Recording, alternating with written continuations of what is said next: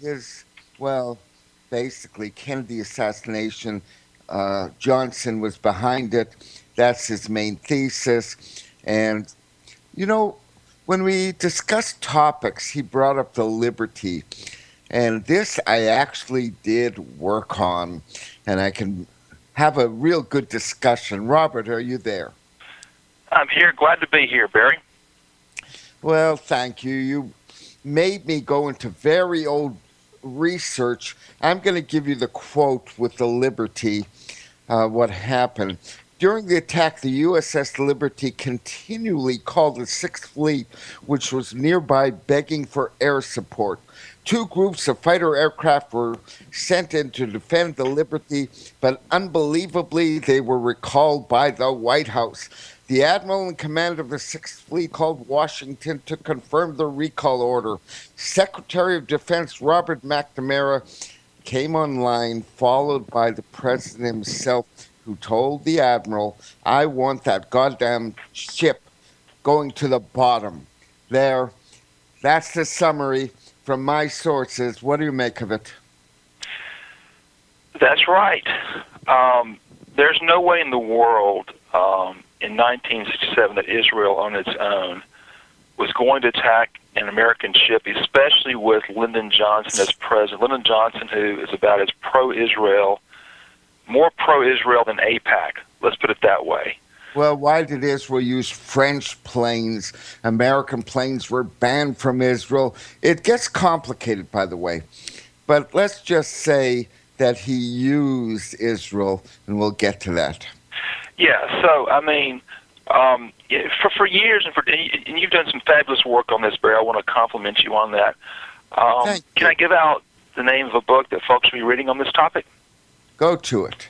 Okay, it's what you know about it. It's called Operation Cyanide by Peter Hunan, and that is probably Oh, boss. I know Peter well.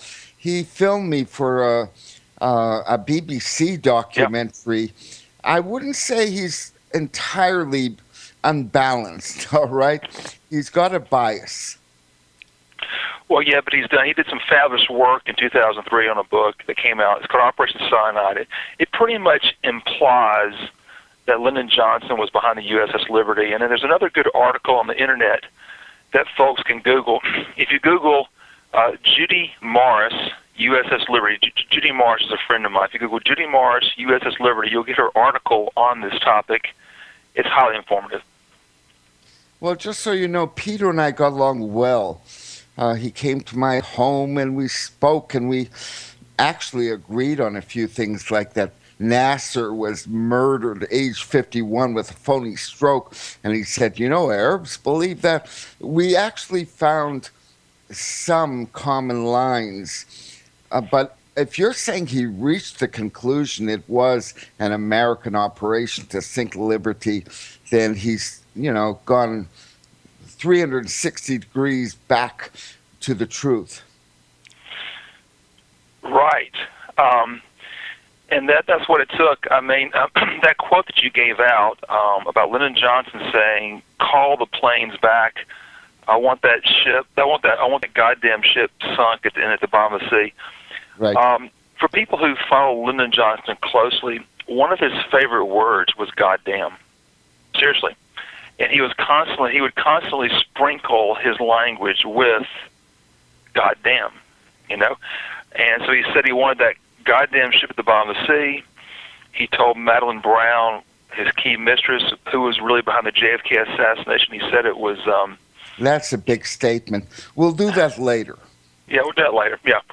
And so throughout the literature on the LBJ, he's always using the GD word. So that kind of lends credibility as to that quote, as fantastic as it seems. McNamara. He never denied it. Well, when Peter Hunan interviewed him, Robert McNamara told him that even though he was the defense secretary at that time, he can't remember what happened with the USS Liberty, and one day he wants to find out. But McNamara was right there at Lyndon Johnson's right hand while he's there, calling the support planes back, getting on the radio, was the intercom, whatever it was. McNamara was right there at LBJ, and I'll tell you who else knew. McGeorge Bundy, who at that time Barry, had left the administration, the Johnson administration, as the former national security advisor. I think the current one was Walt Rystyle, but they brought McGeorge Bundy back in to manage the Six-Day War. While Israel was fighting its Arab neighbors, they brought McGeorge Bundy back in at the table. So he knows how crazy LBJ was. Well, I'd say, again, with Hunnam and McNamara, come on, that's some eyewitness. Well, McNamara hasn't told you anything. He just McNamara and McGeorge Bundy would not talk about the U.S. liberty in the years afterwards. They would just, except Bundy did say one thing. Talking about Lyndon Johnson, he said that the last time he'd worked with him, it reminded him of Joseph Stalin as far as mental instabilities and dangerousness and capricious behavior. Well, that's an opinion. In fact, Johnson did get American troops into Vietnam, and many thousands did die. I guess there's a parallel there, I guess. Well, it's more a commentary on his mental instabilities and tyrannical behavior as a leader, which is what LBJ was all about, And that comment, Bundy told that to Arthur Schlesinger in 1971. They were talking about a new book that had come out by Khrushchev, and it was about Stalin. And the comment was, Schlesinger says, well, I read the book, and it reminded me of Adolf Hitler. And Bundy says, well, I read the book, too. It reminded me of somebody else. My last days working with Lyndon Johnson. Bundy's last days working with Lyndon Johnson were during the Six-Day War at the time of the USS Liberty. That's what he's talking about. Now, this has been, I want you to know something. I went through my notes yesterday. I know the quote is there somewhere. I spoke to an Israeli Air Force officer. He flew a Mirage at the Liberty. He said, I saw the American flag, and I dumped my bombs into the Mediterranean. If I wanted to sink it, I could have sunk it. And He was apparently disciplined. He was not. His career came to a stunning halt after refusing to sink the Liberty. Do you have his name, Barry? Gosh, it's been 30-something years. I will go looking. It's in my books. I've written a lot of books, and I forgot a lot of facts, but I sure remember talking to him. Yeah, and if you have the name of his name, that needs to be on the historical record. It might be in your. What is the name of your book that has Liberty in there? The Singer's Stone? That's why Peter Hunnam came to me, because I made this claim, and I believe when the Internet was very young, I made the claim, and he looked me up. However it happened, I was viewed as reliable by him. Well, you are reliable, and that's incredibly important, because what you did, for the listeners who may not know, you went and interviewed an Israeli pilot who was attacking the Liberty in a Mirage, and who was being ordered to sink an American ship that was obviously American, and he was refusing to do it, and he was even going so far as to dumping his ordnance in the water. And he couldn't believe that his superiors kept telling him again and again and again, sink that ship, sink that ship, sink that ship. Because it was American. There were 294 Americans on there. But again, I contend, Barry, Israel would never, ever do something like that except for having Lyndon Johnson order him to do that. And the only way you can understand Lyndon Johnson... Oh, that's for sure. But we'll get to that. But here's the key thing. For the listener to understand is that to understand the USS Liberty, you have to understand that Lyndon Johnson was a functional lunatic. Okay? So for him to order... Pardon me? He was a what? Functional lunatic. Like, you've heard of the term functional alcoholic, like you're an alcoholic, but you can still kind of hold down a job. Even though you're half drunk. What was he functionally doing? Well, he was functional enough to keep his hands on the reins of the presidency, but crazy enough to want to murder 300 Americans and risk nuclear war with the Russians over the Six-Day War. That's lunacy, and that's LBJ. We'll get to that shortly. Let's get over the background. You're absolutely right, of course. I'm not disputing it, but let's do it chronologically. Yeah. Oh, by the way, my claims got me the two officers of the Liberty uh, emailing me all over the place with, well, in short, they could not change their point of view, and that was Israel did a blatant job against America. And I said, no, it was your president. It's deeper than they would not change their point of view. Well, here's why. It's a psychological thing. It's almost like not believing your mom or dad wants to kill you, okay? Or that your granddad is a serial killer. For them to understand and believe that Lyndon Johnson, that they were dead meat, and he wanted them all dead, drowned in the water, bombed, napalmed, machine gun, gone, their so-called commander-in-chief, even though that's what happened, it's hard for an individual to accept. Yeah, but they can't explain why Israel would want to bomb. Look, forget everything else. Now, there are stories, taken from the popular media in Israel. This guy, John Loftus and Aarons, wrote a book called The Secret War Against the Jews, that the Liberty was sunk because they were intercepting Israeli military messages and following them. Now, Barry, I know you know it's garbage, okay? Of course. The United States was covertly working with Israel in the Six-Day War, going so far as to share every bit of intelligence they could, satellite imagery. Well, you have to come up with a story. To understand the murder, look, you had to come up with some plausible explanation, and that's what it was. They were intercepting Israeli military, except they were sunk on June 8th when Syria was destroyed. Exactly. So, see, here's the conundrum. It's not really a conundrum, but for Israel to be attacking... It's a lie. An American ship when they're up 58-0 in the Six-Day War. It's like a football team being up 58-0. It already destroyed the Egyptian Air Force, already destroyed Syria. Everybody's in ruins except for their team, and then they're going to attack an American ship. They were attacking American ships so the United States could intervene and, as you point out, take out Nasser of Egypt, who, in your words, had drifted into the Soviet camp over the past 10 years. Bingo. That was the motive already, but we'll get to that as well.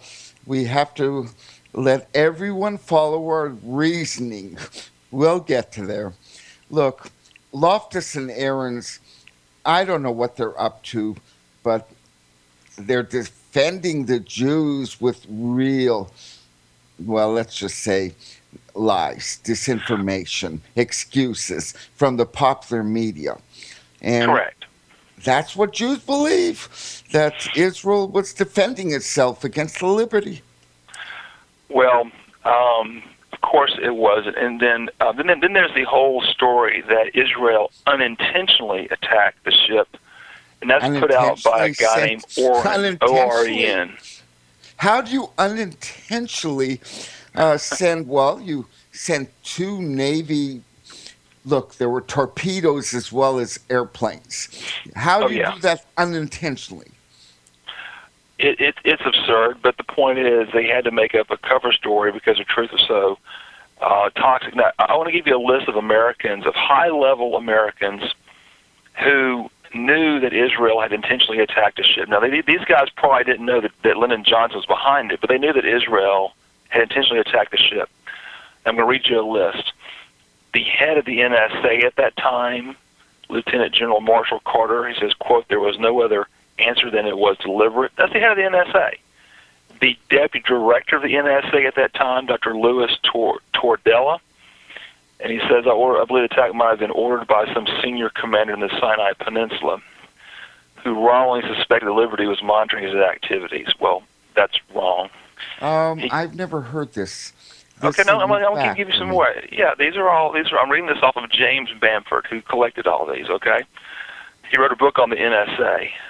There was Major General John Morrison of the NSA, Deputy Director of Operations. Says no one believes that explanation. The only conjecture that we ever made any sense is that the Israelis did not want us to intercept their communications at that time. Again, that's wrong. They get it half right. They know that Israel is intentionally doing it, but they can't. The light bulb has not gone off in their head. Why? Admiral Thomas Morrow, the former chairman of the American Joint Chiefs of Staff, says, quote, "I had to conclude that it was Israel's intent to sink the Liberty and leave as few survivors as possible. Israel knew perfectly well that ship was American." That's the former head of the JCS telling you that. This is obvious. Yeah, look, it is obvious. Then you have William McConnell saying it. You have Philip Turney of the U.S. Liberty Association. Here we go. Here's another one for you. Look, Richard Helms, the head. You can't miss that. The question is not, did Israel try to sink an American ship? That's a given. The question is... Well, you have a guy named Oren, who I think is a former ambassador to America, who writes a book that's considered scholarship. Oh, Michael, believe Mike. Look, I know Michael well. He was my friend. Don't quote him. It's all right, quote him. Yeah, well, he wrote a book on this, Barry, that's polluting the scholarship. Who said, and his thesis is it was all one big accidental mistake, which is laughable. Now I'll give you another person who knows it's not a mistake. Boy, Richard Helms. Barry. Michael Oren saying it was a mistake. I was drafted into the Army the same day as Michael Oren. He hung around me. It was very flattering. Now, he ended up going to Iraq and Syria, by the way, as a Kansas City Star reporter. They set him up. He ended up in the Mossad. I ended up eating sand. But I know Michael well. He has got ties. To the Mossad and the CIA. But here's Richard Helms. Listen to me. Richard Helms, who at that time was the head of the CIA, says your chapter on the Liberty was exactly right, talking about Peter Hoonan. George Christian, the press secretary of Lyndon Johnson, I became convinced that an accident of this magnitude was too much to swallow. Paul Warnke thought the same. Dean Rusk says, quote, the Liberty was flying torpedo ships and 2 Mirages 100 miles off course by accident. It was a terrible accident. Okay, but now, Barry, we have to understand, you've already told me that the question is not that they were doing it, but why, okay? Here's your answer. Okay, Lyndon Johnson was very, very pro-Zionist, pro-Israel, pro-Jewish, which is a different thing. He was not. Yes, he was. Lyndon Johnson's career was built with many influential U.S. American Jews Zionists who were around him at every step of the way. One of them was Abe Fortas, who was his lawyer for 30 years, helped him build a dam in Austin, helped him steal an election in 48. He was a lawyer for Bobby Baker. LBJ put him on the Supreme Court. That's one. Another one was Ed Weisel from New York, who was from one of the Wall Street's elite white shoe law firms. Look, Barack Obama's surrounded by a bunch of Jews. That doesn't make him a fan of Israel. Hey, we're not talking about Barack Obama here, my friend. We're talking about Lyndon Baines Johnson. You ever heard of Arthur Krim and Matilda Krim? They sound like a wild couple. I haven't heard of them. Okay. Arthur was the head of. Arthur was a huge Democratic donor, fundraiser in the 60s and 70s. He was the former head of United Artists. He had a wife named Matilda Krim who spent a lot of time around Lyndon Johnson, who was probably having an affair with him. Okay. There's Robert Strauss from Texas, who was later head of the DNC fundraising. On and on and on again, there are Zionist Jews in America around LBJ. He grew up as a child very pro-Jewish, very anti-Ku Klux Klan. His dad hated the Klan. I've seen a letter from his mother to LBJ. And he's listened to me, Barry, because you hadn't heard this before, okay? Because I haven't told this yet, okay? LBJ's mom wrote him a letter, and it says, quote, take care of the Jews. They are God's chosen people.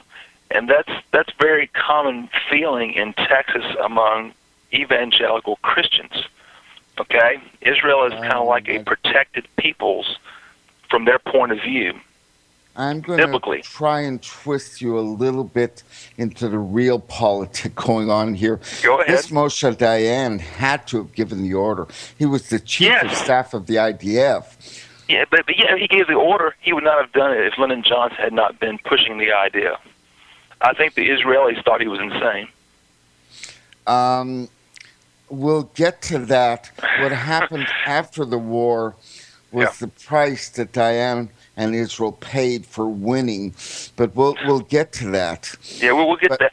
So you're absolutely correct. Moshe Dayan, head of the IDF on that day. At that time. He was chief of staff of the IDF. All right, you're right. Yeah, okay. Chief of staff of the IDF, also known as the head, he gave the actual orders to attack the Liberty. No question about that. But he would not have done that if the Americans were not cooking up this insane scheme and foisting it on the Israelis, who felt like they had to go along because America was their great protector. I can assure you that in '67, if Israel wanted to sink a ship that had nobody watching out for it, they could have done it, okay? There was reluctance, and that's what saved a lot of American lives. If they wanted to, they could have sunk it. Absolutely. I think the only reason it did not sink is because halfway through the attack, the Israelis doing the attack started rebelling, like the pilot you talked to who was dropping his ordnance in the water instead of on the deck of the Liberty. They still almost sunk flag. It. What? And he said, "I'm not attacking an American ship," and he dropped his bombs into the sea. If you could get that guy's name, I'm sure you have it in your book. I had it then. It's been 30 years. I'll go looking, all right? But now what book would it be in? Would it be in The Stinger Stung or some other book? I'll go looking. This is a tough one for me. My memory isn't what it used to be, I want you to know. But I sure remember the interview. I can even see him in front of me. I'll do my best to find out. And where did you interview him? At his home in Israel? I think it may have been. I was a soldier in the Air Force. I think it may have been connected. But let me go looking. I'll do my best for you, honest. And again, Peter Hoonham should know that. That's what brought him to my home. Right. What year did you interview this Israeli pilot who attacked the Liberty? Oh, this was, I would guess, I wasn't doing political writing really good till about 92, 93. So it would have been in the 90s. In the 90s. Also, there was an Israeli pilot who refused to drop his ordnance and got arrested on the tarmac the moment he landed his plane. I think that was him. That was him? I think I spoke to him. But leave that be because I hate being uncertain. Okay. I'm not that's in Peter. That's in Peter Hoonham's book, the story about the pilot being arrested on the tarmac. That's him. That's him. But here we go. I want to read to you about what George Reedy said. George Reedy was a 15-year aide to LBJ, and here's a quote. He said, LBJ had a very important pro-Israel constituency, not large, but very important people. LBJ had more Jewish following than JFK, people like Stanley Marcus. He added that Johnson had a better reputation among Jews than JFK because I hate to do this. We have to take a 3-minute break. Okay. It's a shame because we're rolling, but we have to. We have commercials. When we come back, you'll plug yourself, I'll plug me, and then we'll go on. We may stay with this even though you did offer an interesting topic. I may get in the last 5 minutes. Okay. All right. See you in 3. Folks, it's Barry Chamish and Robert Morrow is my guest.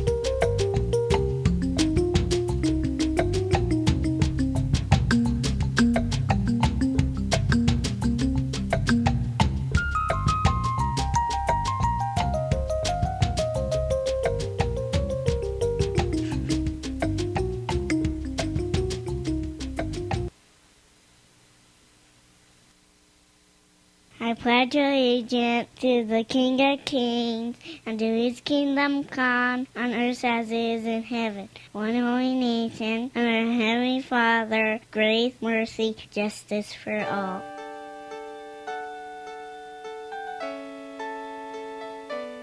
The program you are listening to is 100% sponsored by you, the listener, on this First Amendment Rights Media channel.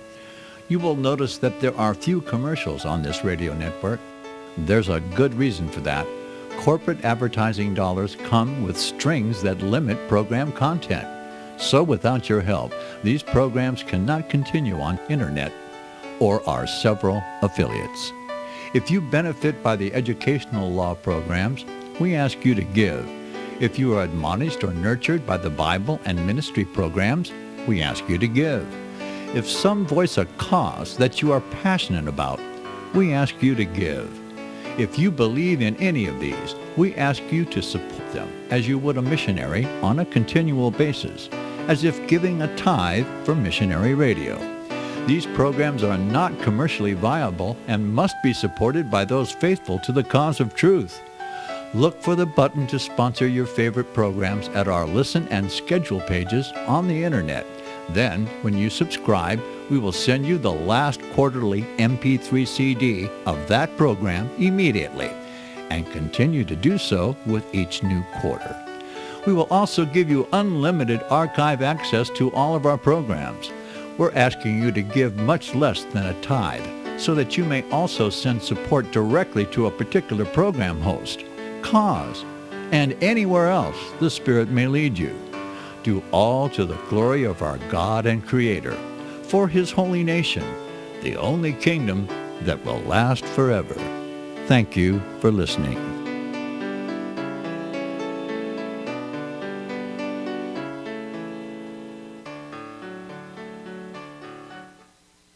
Since the beginning of time, kings have sought it, nations have fought for it.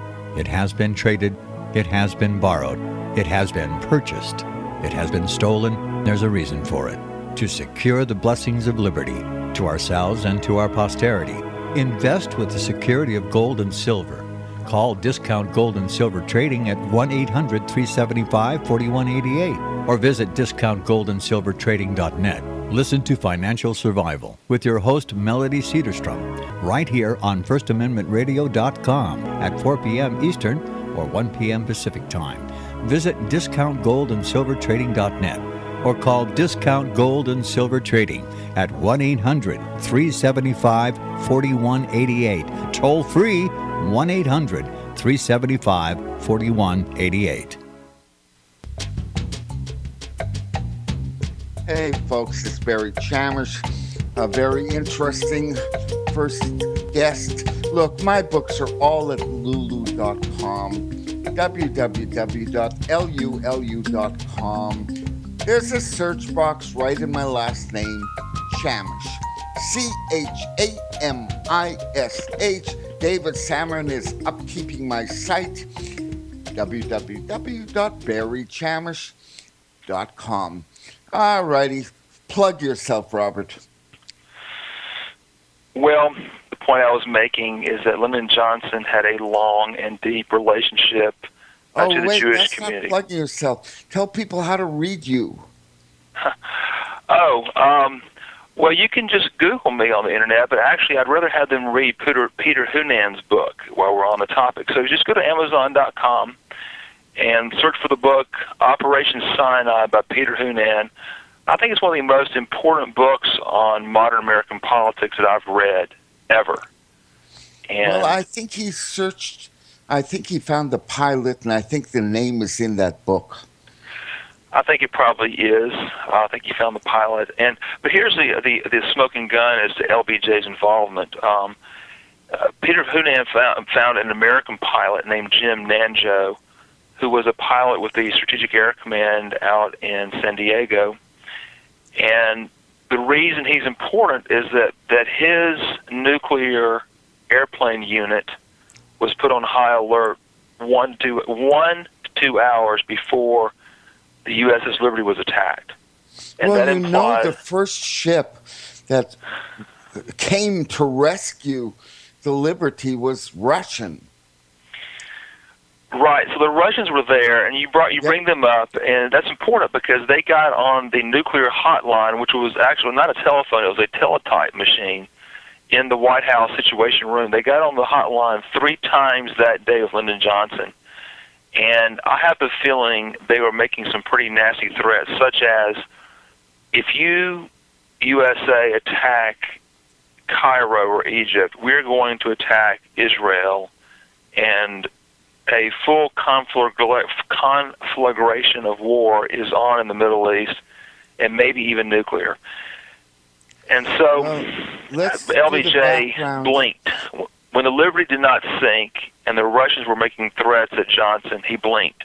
And that's why I think the USA and Russia had their Glassboro conference about 3 weeks later, because they'd come so close again to nuclear war during the 6-day war that they had to have like a little debriefing and calm down. That's what the Glassboro Summit was all about in New Jersey. All right, let's look at Johnson's motivations. You can justify anything if it's for the greater good, of course. Yep. The real problem was that America refused to build the Aswan Dam, calling it an ecological catastrophe. So the Russians built it.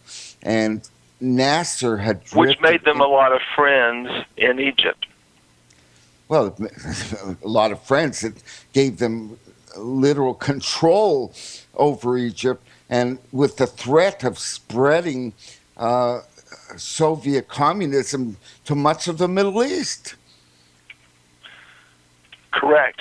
And that's why LBJ wanted to take him out. And then so we have a record from still another person who talked to one of the admirals of this U.S. Sixth Fleet, who said that not only had Lyndon Johnson called back airplanes heading towards the USS Liberty when they were coming under attack, he had also dispatched payload-loaded airplanes towards Cairo, and they got turned back with 3 minutes until drop time. That I've never heard. Why would they want to nuke Cairo? Yeah, absolutely. And I think it was Admiral Martin who told this to one of the Liberty survivors. Here it is. It says, he says, quote, this is what Schaefer said, who was one of the survivors. He said, not only did Admiral Martin tell me that 4 jets were on their way to the Liberty with conventional weapons and were recalled, he said that 4 were on their way to Cairo loaded with nuclear weapons. He said they were 3 minutes away from bombing the Egyptians. He also said I've never heard this. Well, you have, because it's in the book Operation Sinai. He also said that the jets could not land back on the carrier with nuclear weapons, and they had to go land in Athens. He stated this from my bedside while on the Little Rock. That's the code name of the flagship after the attack. That's Mo Schaefer quoting Admiral Martin. So here's, all right, I can see it. The Liberty goes down. The Americans take revenge by nuking Cairo and getting rid of Nasser and making it an American client once again. That's the best I got. Correct. Shows you how insane LBJ was. If he would have nuked Cairo, there's no telling what the Russians would have done to Israel. Maybe nuke Israel, you know? And then they would have started nuking each other, you know? So I can believe it wasn't that insane, but we can't forget something. Barry, you have the book Operation Sinai. This is in that book. That's why I'm telling folks to buy that. Forget Robert Morrow, okay? Barry Chamish has done great work on this. Read him, and read Peter Hoonan, and read Judy Morris. You read those 3 people, you'll understand the attack on the USS Liberty. Well, let's put it into a new perspective. In the summer of 1964, America just couldn't get into Vietnam. There was no good excuse. Yep. So Johnson sent a ship to the Gulf of Tonkin, supposedly sank it, and that was it. America was in a war. So the Gulf of Tonkin, we were provoking the North Vietnamese, provoking them to attack us and shoot upon us. That happened. And then another time, it may not even happen, but they thought it happened, and he used that to give him a carte blanche resolution to send as many soldiers to Vietnam as he wanted to. But Barry, it's beyond that. meaning we're talking about false flag attacks here, or deception to go into war. The JFK assassination itself was about that. That was about murdering a president, blaming it on a pro-Castro Marxist, and hoping for a war with America and Cuba. Wait, also known as Operation Northwood. Pro-Castro Marxists. Who are you talking about? Oh, you mean Oswald? I'm talking about Oswald, who was a phony pro-Castro Marxist, who they were going to have, blame the JFK assassination on him, hope the American people goes into a fury, and finally the hawks in U.S. military and intelligence would get their war with Cuba, which they've been wanting since the Bay of Pigs. All right, I will get to that. I disagreed with your next point about Oswald and who he was and whether he was ever in Mexico, but let's not go there yet. Sure. Let's finish off. First of all, how do you convince? Look, the officers of liberty, they may not be alive anymore. I haven't been in touch with them for a while, but they will go to their graves believing that Israel unprovoked attacked them. They can't get out of this thinking. I don't think all of them believe that. It's very logical what we're saying. Hey, Barry, I don't think that all the liberty survivors believe that anymore. I think that me and some others have converted them into thinking that Lyndon Johnson ordered it. You have to understand, Lyndon Johnson was very close to Arthur and Mathilde Krim. He was probably having an affair with Mathilde Krim. She was like part of the Irgun. How do you spell that? IRGUN? Irgun. Yeah, that's Mathilde Krim, okay? A girlfriend of LBJ. Do you think he's going to sit on the sidelines while the Arab neighbors of Israel fight it? Huh? She fought with Begin for the Irgun, this woman? She was a de facto Irgun member. All right. And she's still alive today. Her name is Mathilde Krim, and she was the young, hot, blonde wife of Arthur Krim, who was a very wealthy businessman in Hollywood, who was a big Lyndon Johnson supporter. They even bought a house down here where I am, near Johnson City, so they could vacation and be close to Lyndon Johnson. And LBJ would take his helicopter over there to go visit Mathilde. How about that? And he used to pick her where up. is this leading us? Where it's leading us is that the United States was not a neutral party in the Six-Day War. They were doing everything they could to aid Israel in it.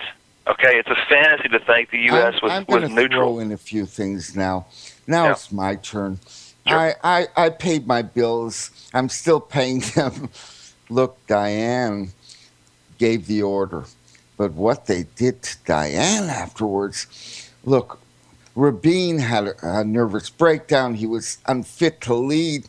And here was Diane giving. After Israel won the Jerusalem Old City, fair and square, he handed over East Jerusalem to the Jordanian Waqf. Something to this day no one can understand.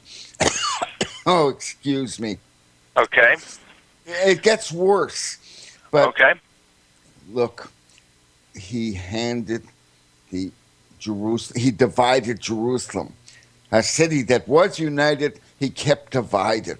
And then in 1973, as defense minister, working this time under Kissinger, Diane gave Egypt and Syria a full day to regain lost territory in the Yom Kippur War.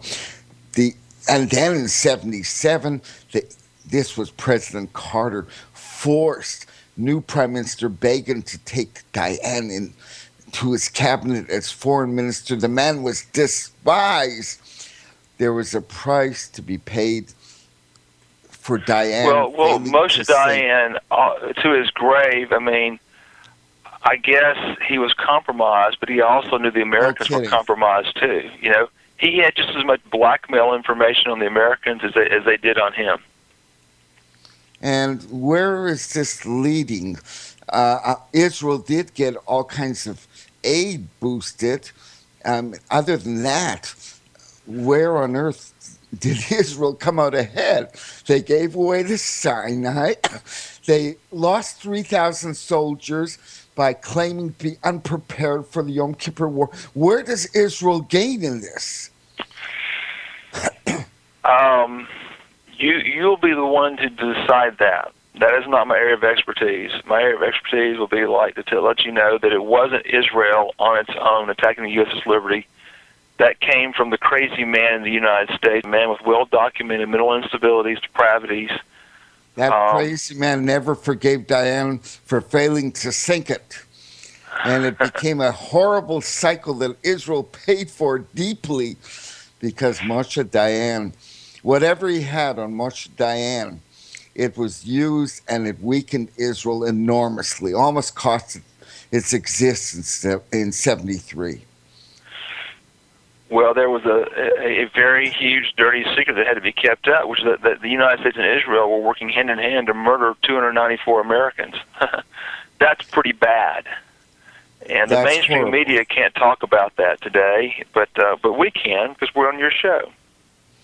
We can talk about it, but once again, don't forgive Diane so easily. He was in on it, he gave the order, and Yes. when it failed, did we pay for it? I can't say I disagree with you. Okay, what else do you want to talk about, Barry? Okay. Any other We've topic? used this up, but I think we did very well, I want you to know. It's Well, yeah, we did very well. Air. If folks will read the book Operation Sinai, and if they'll read your article on the Internet, and if they'll read Judy Morris on the U.S.'s Liberty, they'll take them home. Here's hoping. I've been at this a long time, and frankly, it's amazing how strong the other side is at hushing up the truth. All right? That said, let's go on. Okay. This is something I really didn't understand. You sent it to me last night. What you're saying, you call him Jose, that's not his real name. He was a member of the Dirección Federal de Seguridad, DFS, in short. Yep. You describe Oswald's stay in Mexico. Your friend Jose told you this. Look, he was never in Mexico. There was a phony baloney guy about a foot taller than him. Well, hold on. We back to your point. Here's what Barry's talking about. There was a former KGB colonel who was stationed in Mexico, Colonel Oleg Nechepurenko, okay? And he was there when Oswald came to their either embassy or consulate, I believe. His picture was taken, said, here is Oswald in Mexico. It clearly wasn't Oswald. No. You have to understand, Barry, Oswald very likely was in Mexico, but he was not in the photographs that the CIA tried to pass him off on. He was not in the audio tape that the CIA tried to pass off on it. Maybe he was being photographed with somebody that they could not release their picture with. Maybe a U.S. operative, for example. Maybe his U.S. someone else. Maybe he was photographed with his U.S. CIA handler. That would look pretty bad, you know. Still, the story was spread. Here's Oswald. No one thought it even looked like him. Why did that story get, I think, officially spread? Well, you know the photo, right? Look, David Atlee Phillips of the CIA, who was probably Oswald's handler, his bailiwick was Mexico City in the Western Hemisphere. And so Oswald was a patsy, a pre-picked patsy who they were trying to paint as a communist. I can see them sending him down to Mexico and trying to make it look like he's conferring with the Cubans or the Russians. And then when they kill Kennedy later, they can try and blame it all on him. I think Oswald was down there. But here's this really tall guy wanted a visa to Cuba. That's what we were told. And that's the assassination. The CIA tried to pass off somebody who was not Oswald as Oswald, both on the videotape and the audio tape. But having said that, Barry, that does not mean that Oswald was not in Mexico City. It just means that Oswald is not the guy in the photo and not the guy on the audio recording, okay?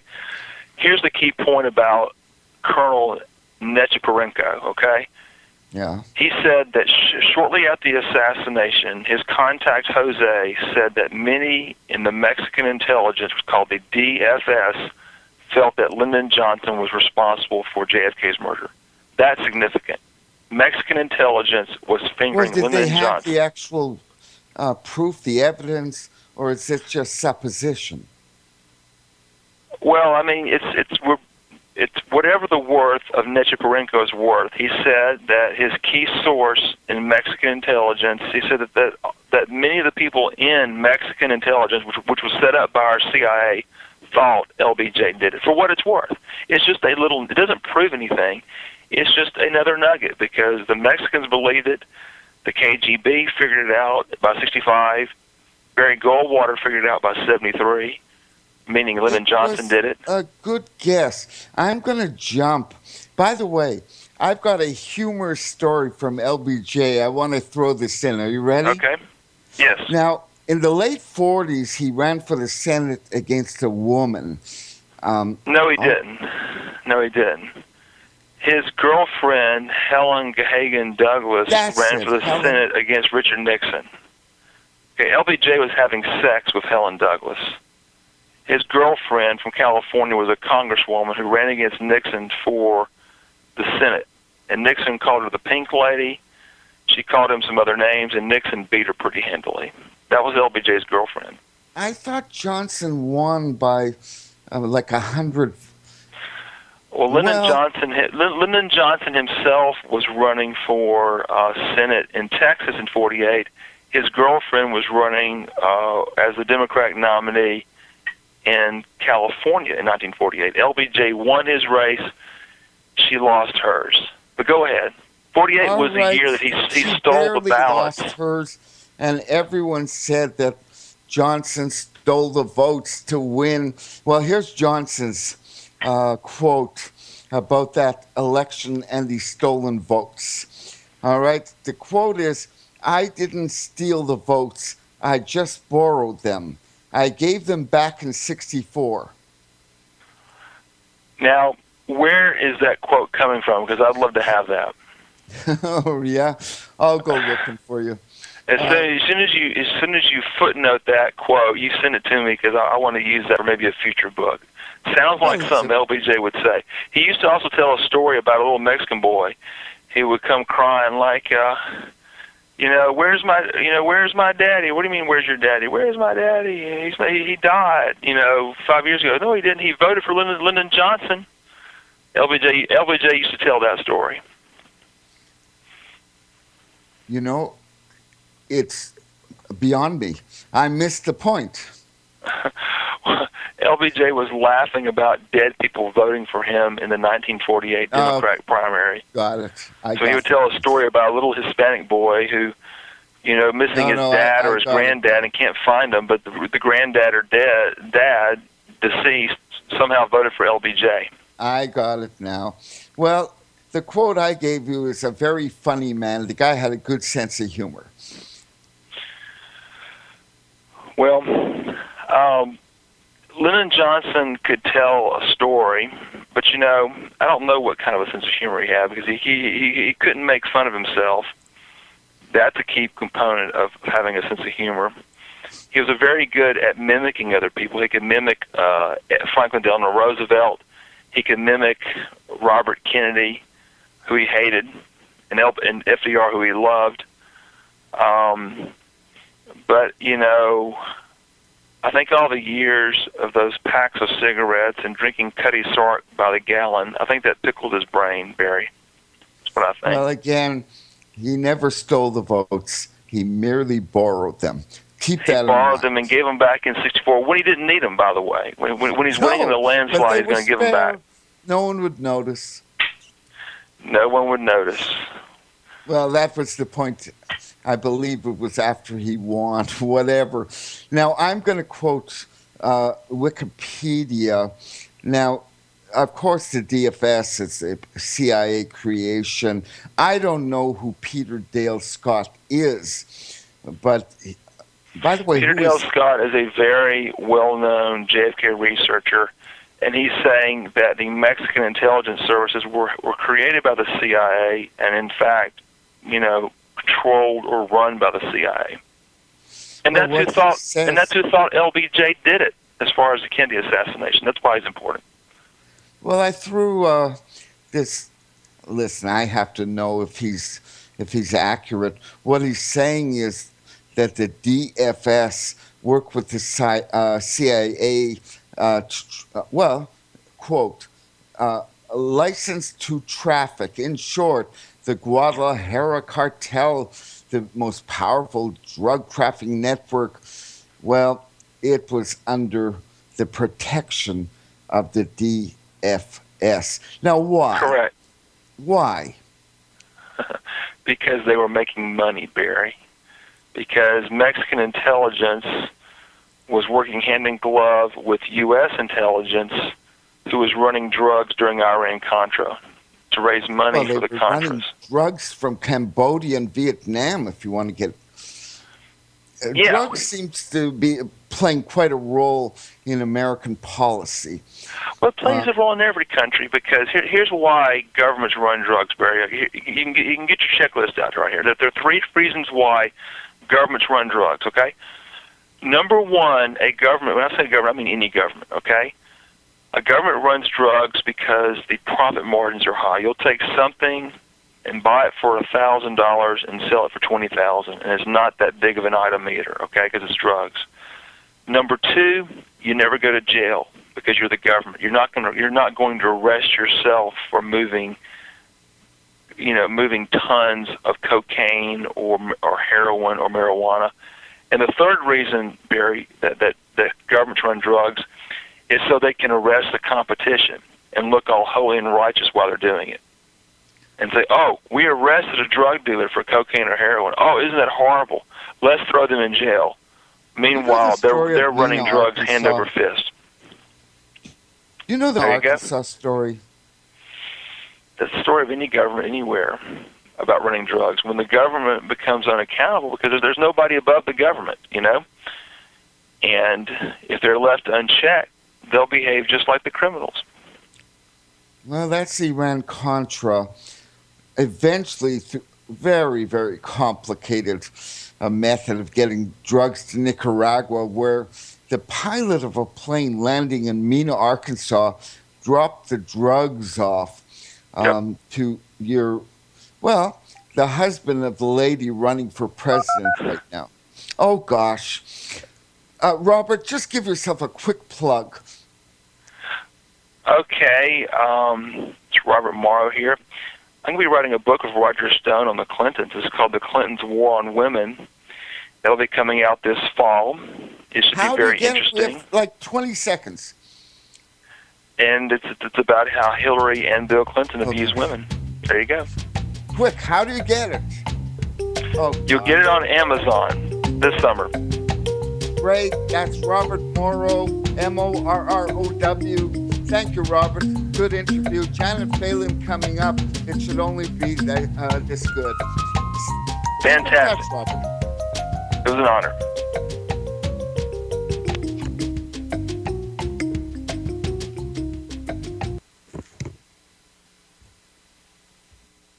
Gold and silver is tremendously undervalued. Global demand vastly exceeds mine supply by more than 60% annually. There is little in the financial world more certain than a coming explosion in the prices of gold and silver. The U.S. dollar continues to lose value and respect as the world's reserve currency. Our nation faces challenges on many fronts, and a day doesn't pass without another economist bringing forth warnings of impending economic calamity. There has never been a better time than right now to acquire physical gold and silver. Discount Gold and Silver Trading was founded on the principles of truth and honesty.